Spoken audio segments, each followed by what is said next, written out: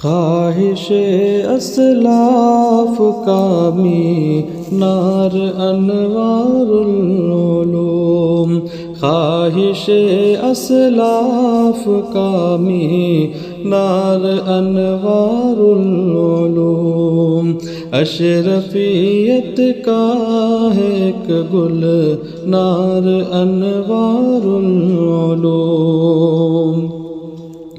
یہ دعائے تھانوی کی ایک ہنسی تصویر ہے۔ پروگرام کو آگے بڑھاتے ہوئے ہی میں تقریر ہی کے لیے دعوت دیتا ہوں دلشاد عالم ادروی کو کہ وہ آئیں اور تقریر پیش کریں۔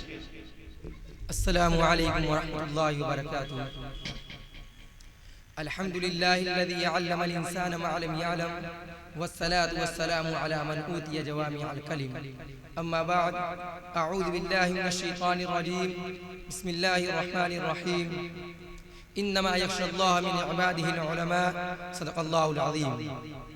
قابل قدر سامعین کرام اور مہمانان اعظام، آج میں ان یاران باصفا، شہیدان عشق و وفا، وارثان بلال اور عشاق نبی کے تذکرے کی سعادت حاصل کر رہا ہوں، جن کا قلب و جگر نبی کی عظمت سے معمور تھا، جن کا دل عشق نبی سے سرشار تھا، جن کے چہرے پر عزم و استقلال کی کرنیں جلوہ فکر تھی، جنہوں نے اہل جہاں کو عشق نبی کا درس دیا، صنف انسانی کو محبت کا پیغام سنایا، جنہوں نے امت کو نبی سے پیار کرنا سکھلایا، جن کو دنیا علماء دیوبند کہتی ہے۔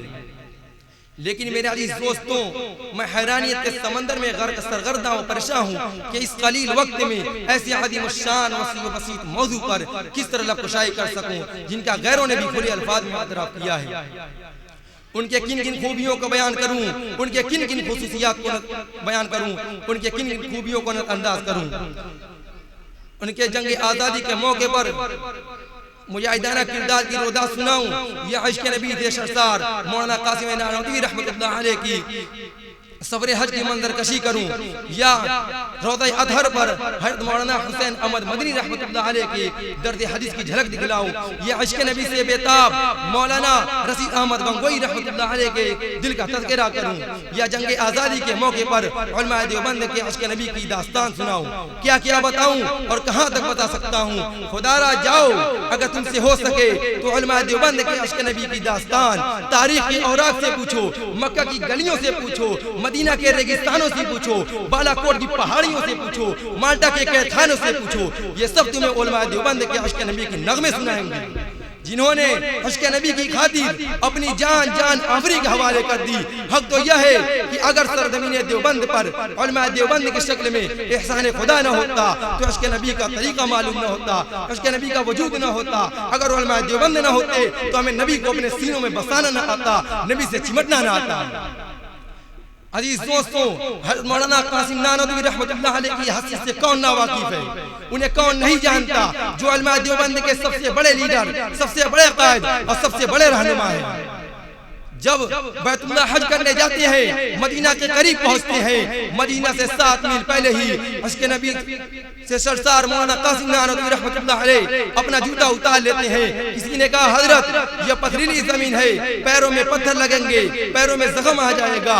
فرمایا پتھروں کی کوئی بات نہیں، زخموں کی کوئی بات نہیں، میں جوتا اس لیے اتارتا ہوں کہ شاید آج سے 1400 سال پہلے اس سرزمین پر رسول اللہ کی نبوت والے قدم پڑے ہوں، نانوتوی کا گستاخ جوتا کہیں رسول اللہ کے قدموں پر نہ آ جائے۔ اللہ اکبر، کیا عشق رسول تھا۔ ایک موقع پر مولانا قاسم نانوتوی رحمت اللہ علیہ کو انگریز گرفتار کرنے کے لیے آئے تو مولانا 3 دن روپوش ہو کر باہر نکل گئے۔ کسی نے کہا حضرت آپ 3 دن بعد باہر آ گئے، ابھی آپ پر وارنٹ باقی ہے، انگریز آپ کو پھانسی دے دے گا۔ مولانا قاسم نانوتوی رحمت اللہ علیہ نے عجیب بات فرمایا کہ میں 3 دن گرفتاری کے خوف سے نہیں چھپاتا، مجھے اس کا کوئی غم نہیں، انگریز پکڑے یا پھانسی دے دے، اب میں ہرگز روپوش نہیں ہو سکتا۔ اور فرمایا کہ خدا کی قسم میں 3 دن بھی روپوش نہ ہوتا اگر میرا پیغمبر 3 دن غار میں نہ ہو رہا ہوتا، کہ پیغمبر کی یہ سنت نہ چھوٹ جائے۔ اللہ اکبر، کیا عشق تھا رسول کا، کیا جذبہ تھا اتباع سنت کا، کیا شوق تھا تقلید پیغمبر کا۔ مسلمانوں ذرا سوچو تو صحیح، آخر وہ کون سی محبت تھی نبی کی جس نے قاسم نانوتوی رحمۃ اللہ علیہ کو نبی کا دیوانہ بنا دیا تھا؟ وہ قاسم نانوتوی رحمۃ اللہ علیہ مدینہ میں حضور کے شان میں عجیب اشعار کہتے ہیں، حضور صلی اللہ علیہ وسلم کے روضے کے باہر کھڑے ہیں، کسی نے کہا حضرت اندر نہیں جاتے، فرمایا کہ ابھی اندر جانے کی اجازت نہیں ہے۔ جب اندر گئے تو مسکراتے ہوئے باہر آئے، کسی نے کہا کیا ہوا؟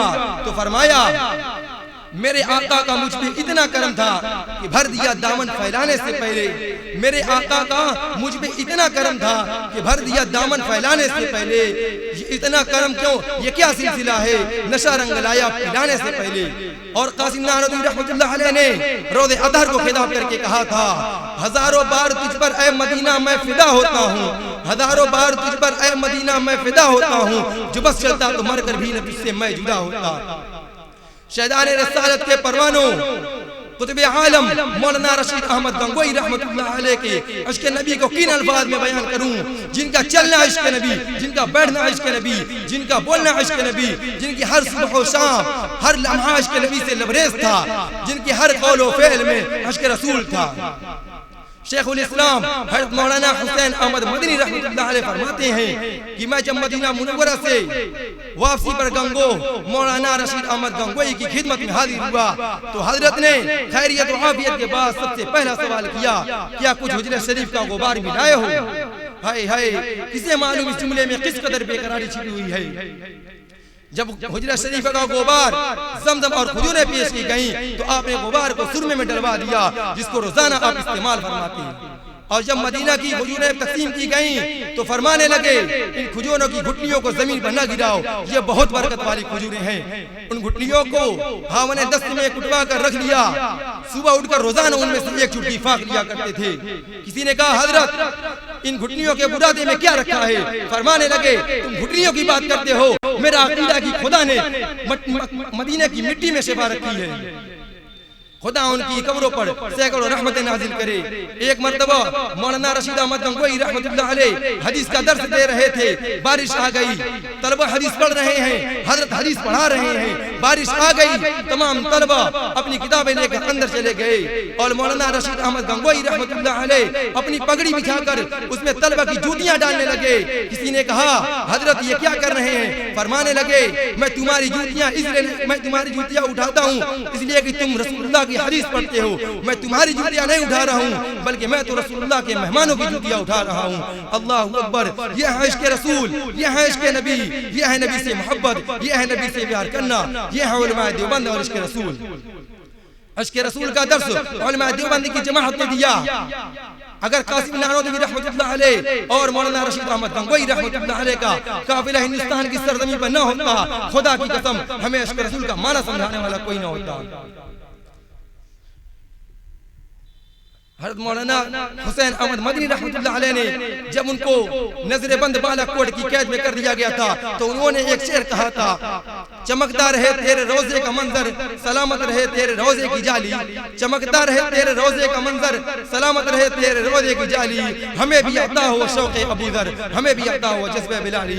وآخر دعوانا الحمدللہ رب العالمین۔ السلام علیکم۔